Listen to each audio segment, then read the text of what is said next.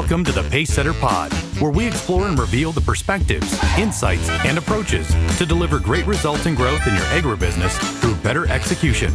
Here's your host, the Integration Pacesetter, Joe Mosier. Welcome, Pacesetters of Agribusiness, to another episode of the Pacesetter Pod. I'm your host, Joe Mosier, and thank you, as always, for spending your time with us today. A quick reminder before today's episode. If you haven't done so already, now is a great time to subscribe to the podcast and ensure that you never miss any of the content or the conversations that we publish here each week to help you deliver better results in your agribusiness through better strategy execution. Now, on to today's episode. Today, I'm going to be sharing a recent conversation that I had with Ernie Chappell, president and founder of EFC Systems, an accounting software platform for agribusinesses that was founded in the late 1980s and subsequently evolved over time to include a geospatial digital agronomy business and multiple other functionalities before eventually being acquired by a growth equity firm and then subsequently merged with EverAg a couple of years ago. Now, I was introduced to Ernie through another guest earlier this summer, and we first connected right on the eve of him publishing an article on LinkedIn titled 6 Rules I'd Bet My Career On. And that really served as a retrospective of some of the most impactful learnings that he had through his decades leading and building EFC Systems into what it ultimately was to become. And in reading it, I really enjoyed it, but a couple of things struck me.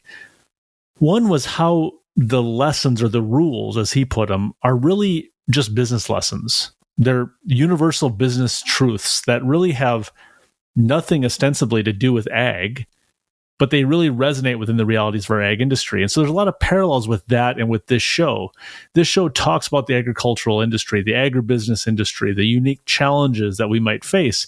But really, we highlight that a lot of times the tools and techniques and processes and approaches that you can use to solve those aren't really specific to ag. We just need to talk about them more, practice them more, celebrate them more, teach them more. And so I really enjoyed the fact that these 6 rules that he highlighted really are universal business truths that we can benefit the industry by adopting them more broadly in the work that we do. The other thing that hit me was how inherently optimistic all of this is. It's about how we can do more. And how we can do more and better in this industry that we all love so much and that we've dedicated so much of our professional lives to.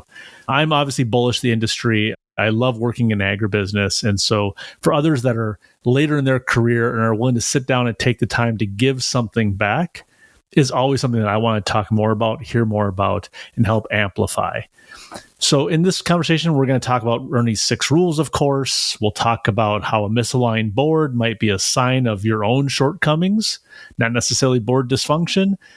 Talk about kind of this new trend of celebrating capital efficiency in ag tech, and a whole lot more. I really enjoyed my time with Ernie. I hope you find the conversation to be both relevant and valuable as well.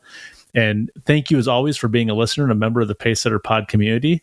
And with that, here's my conversation with Ernie Chappell, founder and former president of EFC Systems. Ernie, welcome to the Pacesetter Pod. Thank you very much. Glad to be here. I'm glad that we had the chance for you to dial in today from an RV outside of Mount Hood. It's a whole separate story we won't get into today, but you truly can work from anywhere these days. I'm really excited to have you on the show today, Ernie. We have, over the past 6 months or so, been spending more time on this show telling the stories and getting perspectives around agricultural technology, or ag tech as it's more commonly known. Ag tech is not a segment of businesses that we work with directly, but many of our clients, and certainly all the farmers that our clients support, do leverage ag technology for the benefit of their productions and their businesses. And so it's important that we kind of tell these stories, and including the stories that maybe have a longer trail of breadcrumbs than others. So not startups coming from the frothy 21, 22 years, but those that were pre-existing even the term ag tech. And so excited to have you on the show today. You were the founder of EFC Systems, which is an ag tech company. And I'd love to have us start off today with you talking about what was EFC Systems, what's the story of the business, how it came to be, and eventually how you pivoted into ag. Sure. Yeah. So, actually, I was a financial person, an accountant in the oil service industry, but I fell in love with technology and programming. So that was really what set me on the path. And I moved from Canada, born in Alberta, down to Houston, and really fell in love with software development, which led to me starting the company in '88 to build financial solutions. And they were network based. So we were replacing big mini computers. But what happened is we came across an ag client and wow, they needed some unique stuff. And maybe I'm a bit lazy because I found, wow, we have some unique features now and there's not many competitors can do this. So it got us into the ag sector, first in wholesale, and then it grew into the retail side. But it became apparent it was important to specialize. And so I didn't want to be an accounting system for petrochemical, all kinds of other industries. It was like, get focused. And so that happened pretty quick within 3 years of starting the company. And we were all ag by year 10 or 12 of the company. And so it was, at its outset, it was an accounting platform for receivables, billables, credit, financial reporting, et cetera. Yep. Online, real time, live transactions, things of that nature, which were pretty groundbreaking at the time. But the other genesis for the company was I wanted to build something, and software developers are fundamentally artists. They craft solutions to solve problems. And I love the creative side. And so I didn't want to just arbitrage and sell things and make a spread. I didn't want to be a reseller. I wanted to create something. That was always important. And the company grew into 150 people with, a significant customer base in ag retail and wholesale. And it did start in accounting, but about around 2015, we also got into the geospatial. So it evolved, which I think we'll touch on a bit later, the importance to keep a company changing to meet the needs of what the market needs. So I don't feel I've worked yet. And, I am older, but I've just been having fun for decades and somehow still eat. So it's been fun. Wonderful. In that history, so back to the 80s when the company was founded and, eventually moving into agriculture and then exclusively ag and building out additional functionalities and the team growing, how would you summarize the growth trajectory over time? Was it slow and plodding up and to the right? Was there significant variation of growth and contraction over that time? What did you learn in that multi-decade journey around what does long-term growth look like in an organization like that? Yeah, it was slow. And, I had some friends that were CPAs and they were kind of prognosticating from the sidelines, but the evolution had to evolve from me doing everything with a couple assistants to others in the team doing things. But it did grow. We didn't have any dips. We didn't plateau necessarily, but we had several tracks running. So it was the building of the products, but also the build out of all of the service related to it. And, one time we were involved in some hardware aspects and that kind of gradually declined. But we also had some ventures that we attempted and didn't work out. So, it's funny how we look back on our company and our careers and talk about the successes, but oh, yeah, we did waste 2 or 3 years dabbling in check imaging. I've been to almost every Latin America country selling check imaging to banks, and they're all corrupt. And so that never materialized. We don't talk about that, but those made us better. We had mastered electronic payments and check imagery because of that. So I see benefit and wins in the failures. But if you track the separateness of our divisions, some of them didn't work out. And so, you try 5 things and 3 are still around and 1 is your real winner. And so a willingness to explore and try, but the growth was gradual. It was never really meteoric in nature. And I know there's companies that do rocket up quickly. Maybe I wouldn't build that company this way if I was starting today. So, the fact that it worked for me doesn't mean it'll work today. An eye towards continually looking for what is the important thing you're doing that helps a customer that they're willing to pay for, oh, let's go down that path. And that's what I was doing. It's like, hey, more ag people need some functionality. And the other thing in the build out of the company, I was never interested in who else is doing it and in what fashion. I just like, oh, got someone that needs a solution here. We can make that, made it the best way we thought. Never looked at any competing software, just kind of did it our way. And so I felt it was pure to the design aspects of an elegant solution that met their needs. So right or wrong, the growth was long, but gradual and up. But yeah, inside there were little stumbling blocks, or, we got into geospatial and thought we had a winner and had to spend a couple of years doing something. You think you're done on your solution. It's like, oh, it's time for a new grain module. What's that going to cost? That'll take $3 or $4 million. Well, no one knows if it can be done. It's like, yeah, it can be done, and we're going to do it. And you do it. So it takes a lot of resolve. It's great to have your vision, but then get after it and do it.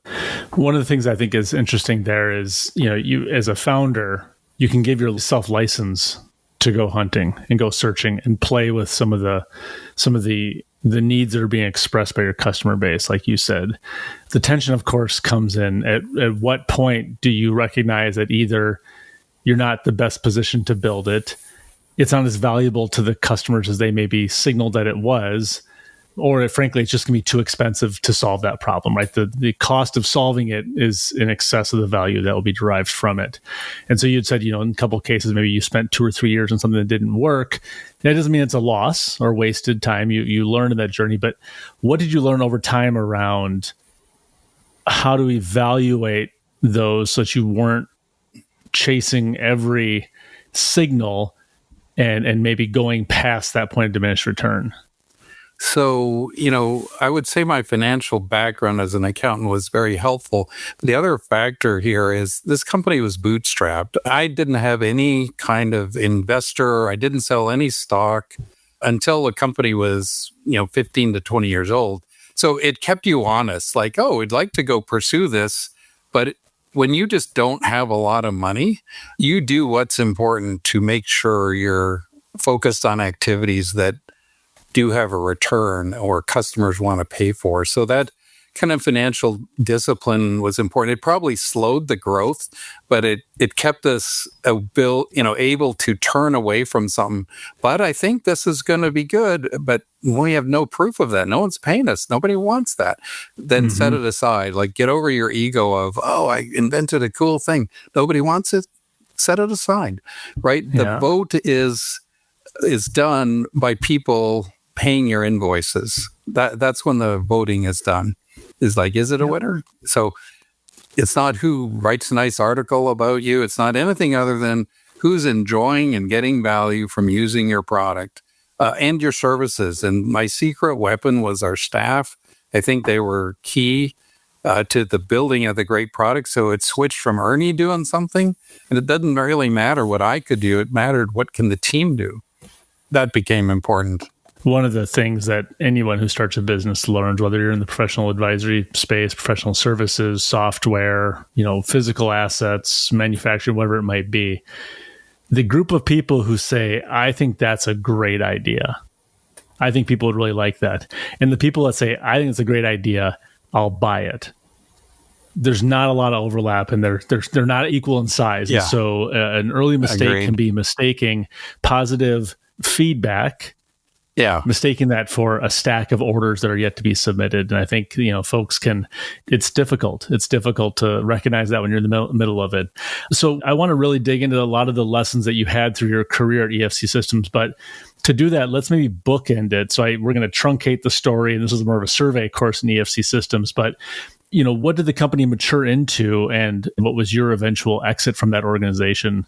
How did that unfold? Yeah, so it grew, and we ran 2 key divisions. One was the kind of ERP or business management side, which we had been doing the whole life of the company, and then the geospatial or digital agronomy side, because they were so separate products, but they had different customer bases even. And so, but it grew to a point where we had 150 people. I had 8 VPs running various aspects of sales and development in these 2 divisions.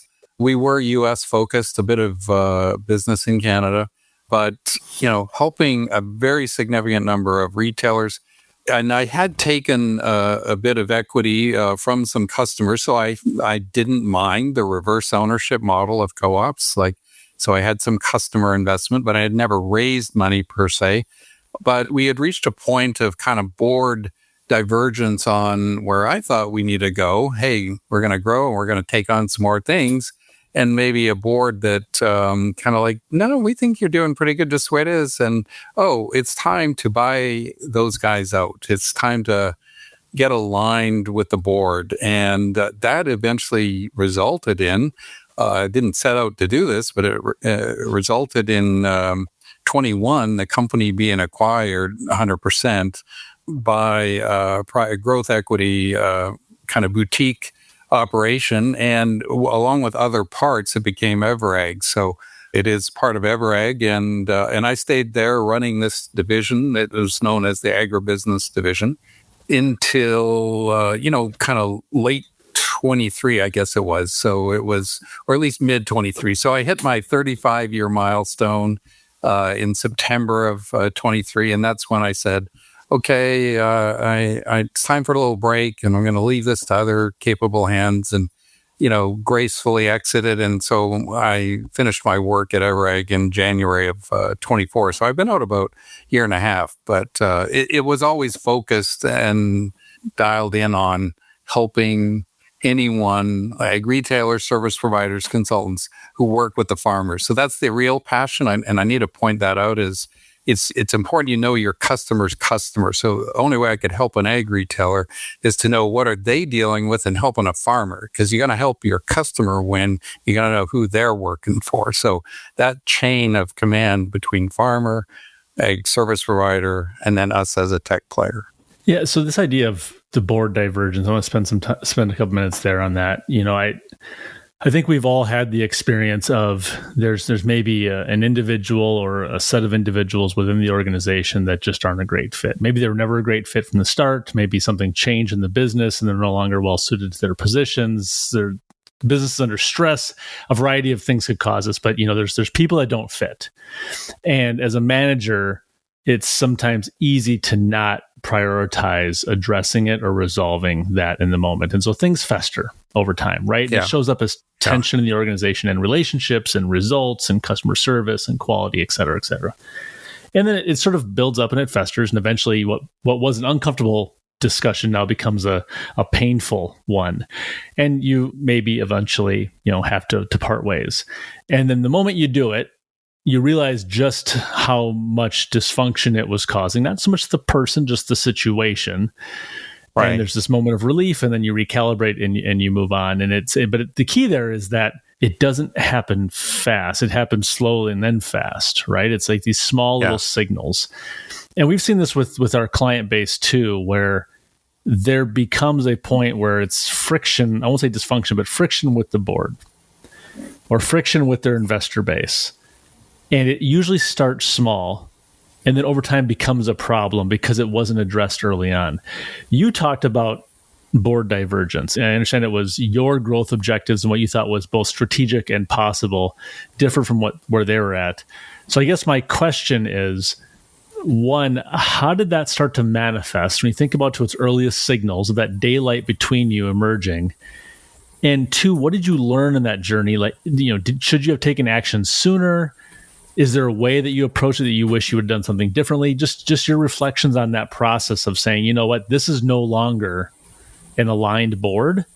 And for the benefit of the company, I need to take action. Yeah, so it does sneak up on you. I agree how it's, it can fester. And thankfully, I wouldn't say we had any deep point of conflict, but, most founders and majority owners are kind of arrogant. They're driving the ship more or less. But of course, once you get aboard and you have investors, you've got to bring them along. So we had 6 board members, and you need to inform and be aligned and talk about what's going on. And for in my case, they were pretty passive. They weren't vital in setting strategy. They were more kind of update on how are things going. It's like, oh yeah, it's going pretty good. And this was a little different because they're also customers. So, kind of all's good. But when I really pushed the question on growth and, hey, I want to go do another acquisition, that's where there was no appetite. So there was no ill will. I didn't mind. And my initial thought was, actually, I'm going to need to find a way to buy them out. They invested and that was great. And all I thought I was going to do is just buy them out. But what triggered it, and this is where I'm glad we had this triggering event. There was a particularly attractive acquisition I was hunting, and I had the inside track. I knew the owner. I'm like, there's no reason this shouldn't be owned by EFC Systems. And I had to go outside my board. This was a slap in the face. So you do need a slap in the face, right? It's like, wow, I went and found $15 million from friends and family, and not one of them was on my board or my current investors. It's like, oh, there's something wrong with that, because this was strategically important. So Ernie doesn't need to have a side business that's a strategic winner. It should have been inside the company. And thankfully, we had always good respect and open dialogue about, well, this is what I think we need to do. And they're like, no, I don't think it is. And it's like, well, can I buy you out? Sure. And that's what triggered it. It's actually harder to get money to buy out some investors than, oh, we had an attractive asset.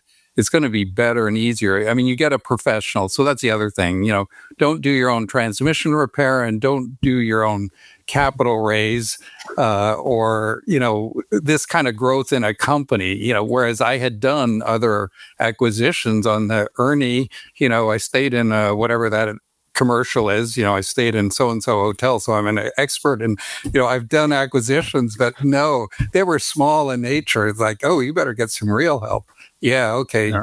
But we had good dialogue, so I have no ill will, and it was a happy ending for all. So, but you need those catalysts. You need those, but you got to be willing to step in instead of just back off and say, well, I guess we'll just stay the way we are. Founders are usually driven people, and that's what it's like, okay, we're going to find a solution to this. And it did result in the sale of the company. Yeah. So as you look back at that, when you had said there was, I don't know exactly how you put it, Ernie, but it was something around the fact of they didn't share your appetite for growth. It was some version of that statement that you shared. And so I'm sitting here thinking, okay, was that they didn't share your appetite for change writ large, meaning they just didn't want things to change because the passive nature of their investment, they liked what they understood, they liked what they knew, or was it they didn't have the appetite for cutting more checks?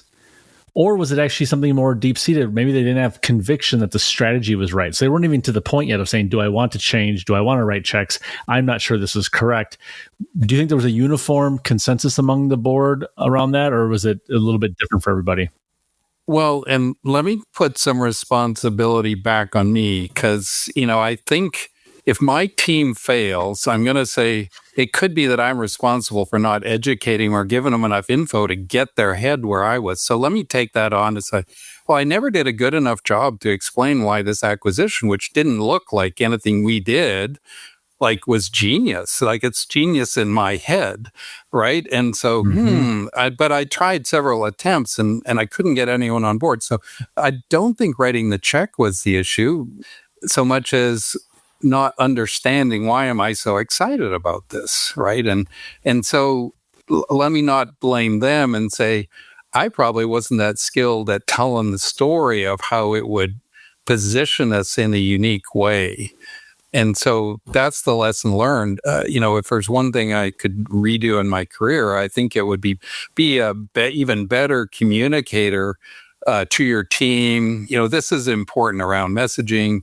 It's not what you know, but who can you educate enough or communicate with effectively so that they hear and understand you, and you bring them along so the light bulb is on for them. It's like, then I have my team excited, or I didn't get my investors excited. So put that up as, well, Ernie didn't do a good enough job of selling that idea, I guess, and because this is the other thing is investors these were executives in egg retail co-ops or wholesale level. So they didn't live the software world. They helicopter in for 3-hour meeting, right? So they're not immersed in their day-to-day operational problems aren't mine. So it's kind of like, have me come look at a donut factory and how do we make more donuts and taste better? It's like, I don't know. But if I'm an investor, I just want to know, what's the return? You're making money. You don't need anything. Good. See you next month, right? It's there's often a gap between an investor's head and the operational. What does it take to achieve something? So it really could have set us up for some great success, which we missed out on, but we still had great other success. So how bad's the story? But I see this as about communication and knowing where people are coming from. I should have spent more time getting them into that my headspace around, as a software company, this piece is important because of A, B, or C.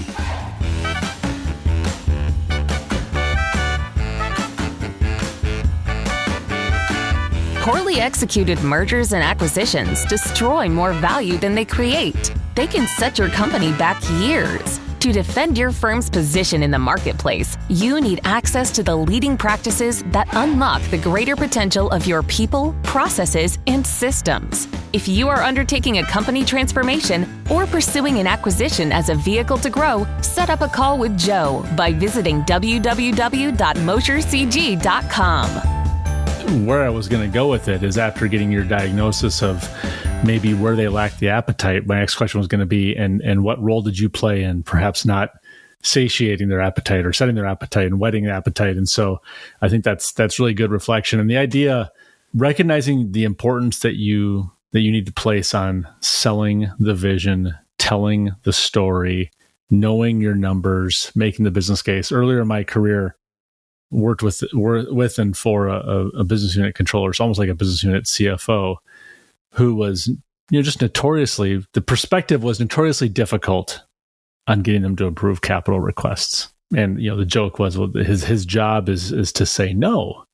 And I had a pretty good relationship with this individual. And so at one point I made that joke. I was like, you're really good at your job because your job is saying no. And he said, well, maybe you guys aren't very good at your job because your job is to help me understand why I should say yes. Yeah, and that's it exactly. When I thought about that, one, he could be punting, but two, it's true as well. Yeah. I mean, we are in the position, we are proposing an investment that we believe is going to deliver safety, efficiency, operational gains in whatever aspect. And if it's dead on arrival every single time, maybe it's someone who doesn't understand the business, who's got their hand on the checkbook. Maybe we're not telling a very good story. And so I think that reflection is really important. Yeah.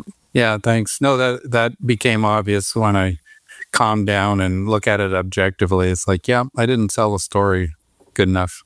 Ernie, one of the things I know that you've done, and this actually came out shortly after you and I connected here, earlier this year.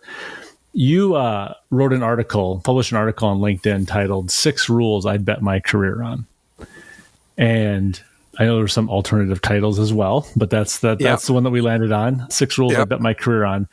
I guess one small question, then a bigger one. The first is, what made you feel inspired to do that now, to invest that kind of time putting that out there? And I know that it did get some traction, and friend of the pod, Shane Thomas, headed on Upstream Ag, and one of his newsletters, I know that it was featured. And so what inspired you to do it now? But then also beyond that, can you then walk us through those 6 rules and kind of give us the survey course in those?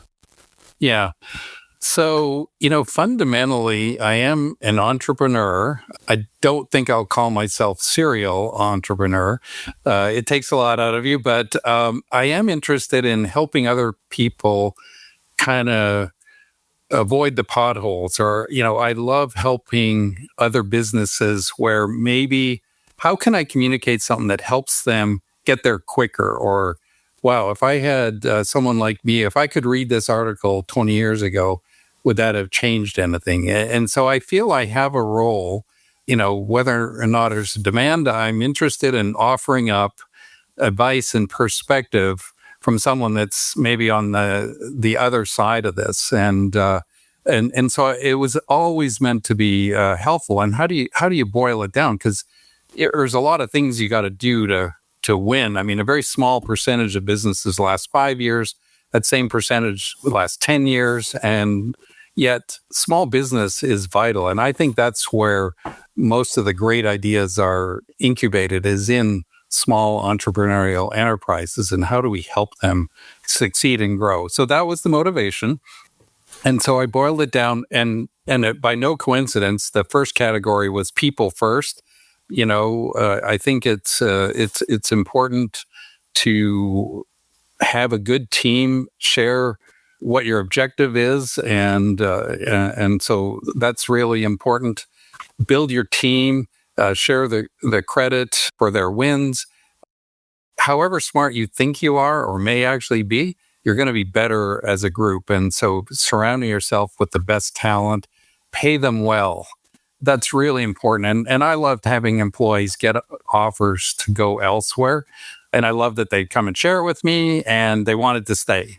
And I didn't have to throw a bunch of money at them. And so I had an unusual amount of multi-year, multi-decade people in the company. That's my proudest accomplishment. Nobody sees that.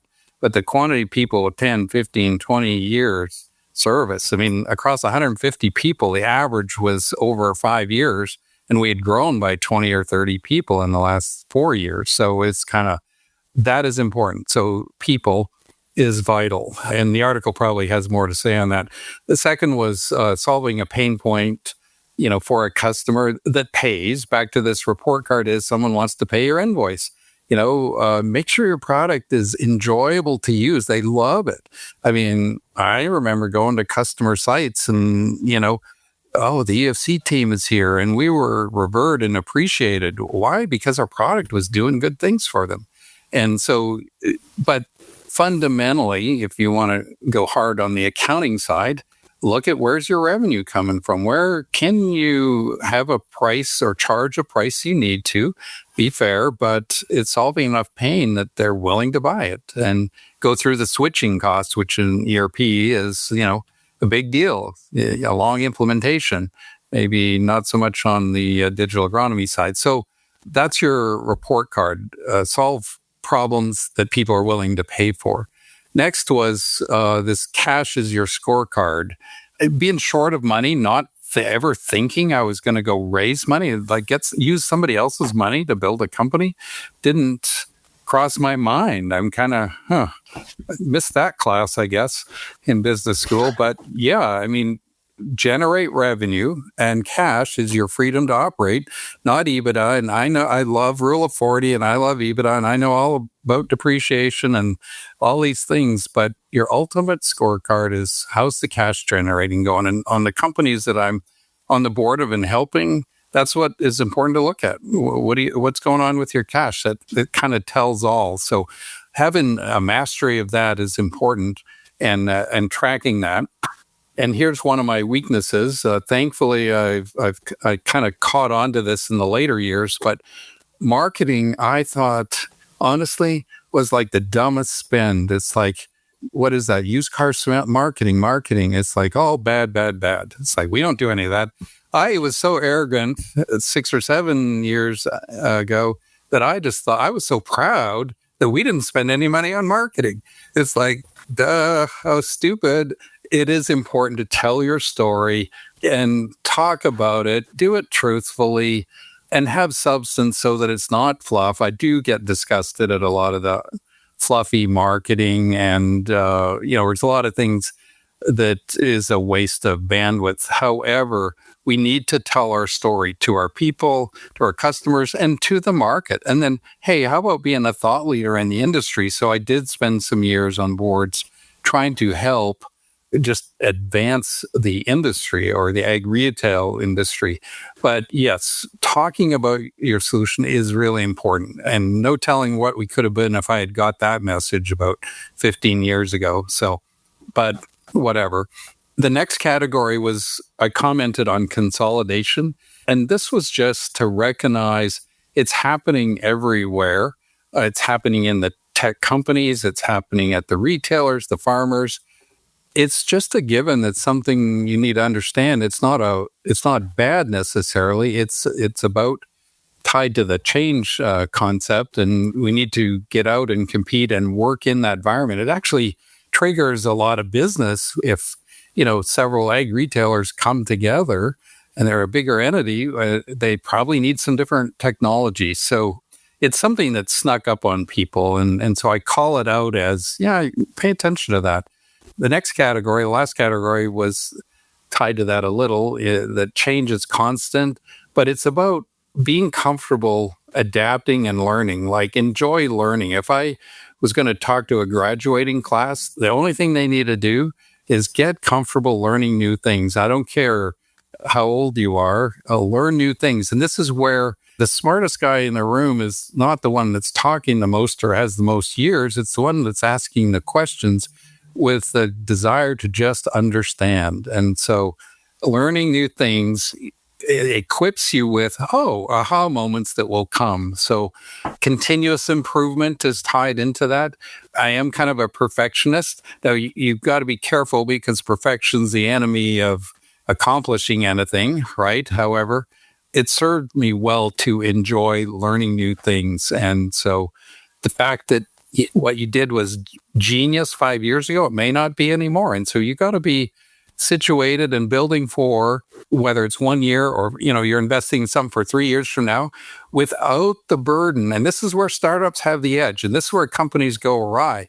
They get all lethargic and set in their rut and all. This is the way we do it. And it's worked for 20 years. And the rut keeps going this way. It's like, there is no way the company that I was running could jump into the digital agronomy space in 2015 and own the space as the best product 7 years later, except the competitors took their eye off the ball. And I'm not disparaging them, but there's a lesson in there. It's like, I don't care what you did in the last 10 years.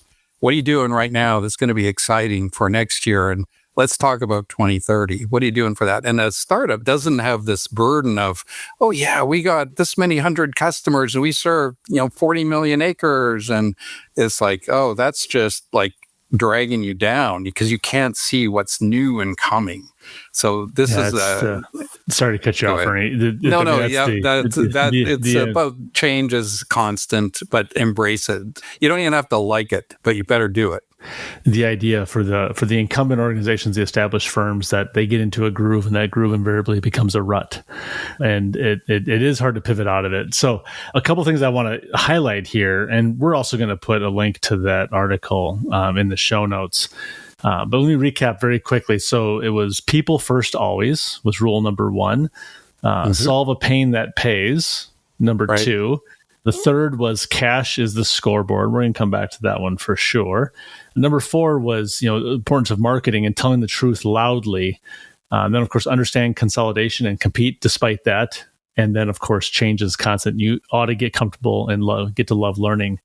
One of the lines that I particularly appreciated in the article around the importance of marketing, because I agree with you, there's a lot of fluff out there. And sometimes the idea of with marketing and advertising, we know that 50% of it works is the adage. We just don't know which 50% it is. Right. And so everyone is just going to keep spending in perpetuity, not knowing exactly which effort and ad spend is actually monetizing. But you had a line in here that I think is really important. It said, marketing without substance is noise, but substance without marketing, that's a secret. And you don't really want your business to be a secret. You might want your proprietary solution and the way the sausage is made to be a secret. You maybe want the unique way that you go to market and particularly pitch and position your products to not be evident to the competition. You may want certain aspects of your value delivery to not be well known, but you certainly don't want your business and the value that you deliver to be a secret. So I think that's really important. Let's spend a minute on this cash as the scoreboard principle, because in the ag tech space, we, of course, have come through a period now where expectations from investors that put money into a lot of great ideas, interesting ideas, non-obvious ideas, and use cases for technology have failed to meet expectations, to put it lightly. And things are correcting, and we're probably finding the bottom, and the strong will survive and emerge stronger. But I think capital efficiency is having a moment, and the idea that perhaps we can slow our growth trajectory. We can cash flow some of our growth.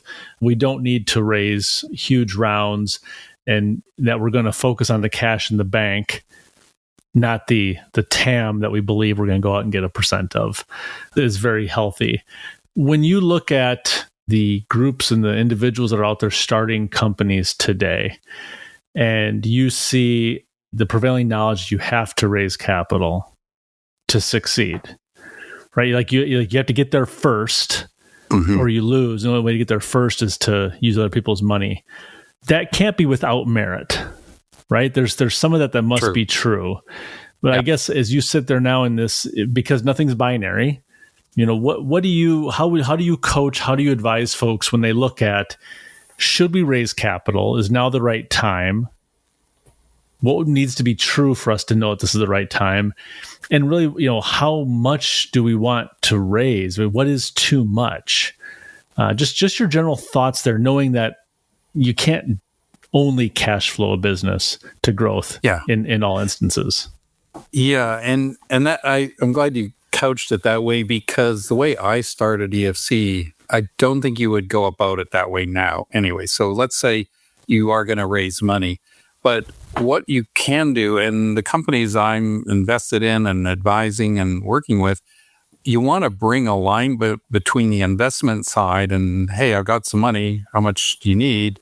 And what can you do in the business to show validation to the impact of that money? So be efficient, have a good handle on your financials, but you want to be doing things that are connected to events that give proof or validity to their thesis of how it's going to pay off. Or, how does this connect to customers have validated and, you've landed 3 customers, now you've landed 6. So that just a short leash. And maybe that's the summary of, how I started EFC and what would you do if you're starting a company now. Don't have a long curve of, we raised 10 or 20 million and we're good for a couple of years now, and just hire a bunch of people and burn through it. It's like, I'd rather see someone raise $1 million now and then get another 4 or 5 in 12 months when you have a little more validation. But you want the operators to feel the heat of being efficient, knowing the numbers, because in my case, my neck was on the line. I'm at payroll 24 times a year for 35 years, right? That is a daunting pressure to have the cash in the bank to pay the payroll, pay the tax and all that. I mean, I hate to boil it down that simple. Maybe that's one of the other accomplishments. But you want to have very tangible things that your team knows that in the act of taking this money, the liability is, how are we going to pay it back? Or how are we going to demonstrate that it's bringing in revenue and we're growing because of it? And that's where you take it serious, kind of like, well, would you put your money in? Or the development team and the product team says, I think we need to do this. It's going to cost $500,000. Well, would you spend $500,000 on that? Hell no. It's like, it's a flyer, but it's like, it's what I think we should try. It's like, okay, that's not really enough confirmation of taking it serious. And, well, why don't we do the $100,000 version to validate it? 3 customers like it, and then spend an extra $700,000. But it was gated along with some validating rules to know there's good traction there. So, take the Vegas feel out of this and make it a little more certain. Like every dollar counts, or would you rather we spend it over here? So that financial rigor and following the fundamentals of the company is important. Financial fundamentals, I think, speak a lot. So I don't know if I answered your question. No, I think you did. I mean, there's not going to be a perfect formula for exactly, here's the 3 things. When these 3 things go from red to green, it's time to raise. And then here's how you calculate how much to raise, right? It's going to be environmental. It's going to be based on the prevailing economic indicators at the time, the prospects of your business, your own risk appetite, the investors you have access to. So there's a lot of things that go into that. So I knew it wouldn't be formulaic. I do think one of the things there that I want to highlight is that we do celebrate, and we get a lot of, there's a lot of ink spilled around when big rounds are raised. Yeah. And when that is celebrated unto itself as a validation of the business, look how much money is being put into this organization without direct line of sight to exactly what it is that's going to fund. And admittedly, maybe that's not always publicly available. right? So, but Right. we certainly don't see it in the press. It creates this dichotomy of, are you a capital raiser or a business builder? And if people are being celebrated because they can raise big rounds, but that is ostensibly divorced from results that the business can demonstrably deliver and consistently deliver, Right. then I get concerned, because raising big rounds is not the goal. Right. A I big agree. round may be necessary when anchored to a specific plan around how you're going to deliver a goal. It might say, this is going to be incredibly capital intensive for the build out of this particular element of the technology, the people we have to hire, the assets we need to procure. It's going to require significant investment to get us here. But if the dollar sign and the number of zeros before the decimal point is the point of celebration, then I get concerned. And you had another great line in your article, is that raising money is not a victory. It's a liability until proven otherwise. I mean, I think that's just a really good, it's in this moment where we're starting to maybe celebrate capital efficiency again and look at the wisdom of having a balanced approach. Yeah, I think that's really important. I think that's important. No, thanks for calling that out. And there's a place for both, and I think it can be done. And so I'm not anti. It's like you just can't take your eye off the ball of building the business to only do the capital raise. That should be the secondary. So, but yeah, I think that it is important. But the investors have an important role too, because they accelerate that build out of whatever's needed to grow the business. So it's this marriage between the investor and the builder that I think we're going to see a resurgence, or the magic really hits when you have that alignment between the funds coming in, and more than just, oh yeah, we believe in so-and-so, rock on, right? It's almost like the strategic planning needs the builder team, the execs that are in the trenches building and doing, along with the investors, because an investor might say, oh, we want to grow by X. The builder side would know, well, here's what we can do. But we're back to, can you tell the story? Why do you want to grow with X? I actually don't want a business that can grow at 20%. You might have a few years where you have spurts. I'd rather have a business growing at 8 to 10% for 10 or 15 years, right? Because I always think long-term, long-term for your customers, long-term for your employees is important. And that's good for the investors as well. But it's back to alignment, communication, being on the same page. Yeah, again, this is why I wanted to have you on the show, Ernie, because I think, in this, as I look at your article that you wrote and in the conversation today, these are universal business truths. They really don't have anything to do with ag.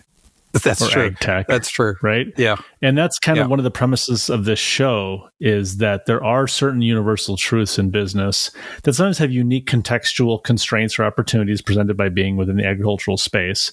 But, we need to spend more time panning back and saying, okay, look, this is the theme. This is the lesson. This is the thing that we know to be true. And then how does that show up within the stories of agribusiness? And so I appreciate you taking the time to join us today. Last question for you, Ernie. How are you spending your time now? Now that you're out of EFC Systems, you're certainly not idle, but what are you up to? Well, last year I skied 41 days. This past winter I skied 52 days.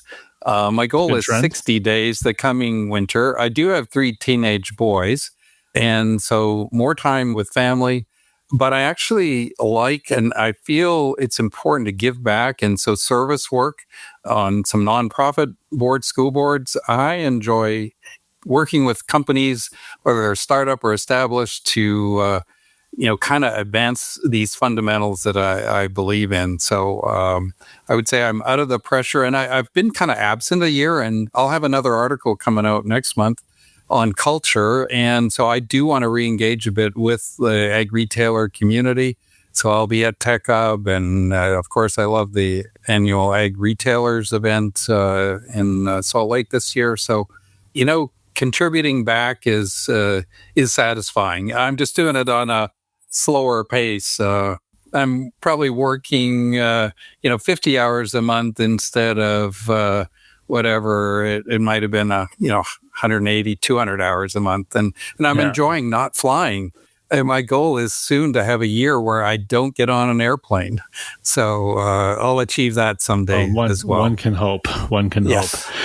Well, wonderful. And I'll make sure, in addition to having the link to the article in the show notes, we'll also link to your profile on LinkedIn, where you do have a presence and you do participate. And I would encourage folks that have an idea, folks that are starting the founder journey, folks that are in the middle of startup or scale up, that maybe want to connect and share ideas or get Ernie's perspective or participation in some format to reach out and make that connection.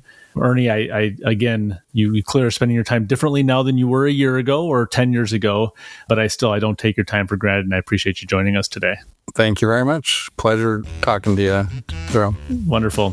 And thanks again for joining us, to all of our listeners today, and for tuning in. I hope that you found something of value today, and not just of interest, but actionable value in our conversation. And if you did, I ask you to consider doing one thing, and that's sharing this episode with someone that you think would find similar benefit. It's the very best way you can support the show, and the best way to help us elevate thinking around strategy execution across the ag supply chain. Thanks again for joining, and I look forward to having you again right here on the Pacesetter Pod. This is the podcastfactory.com.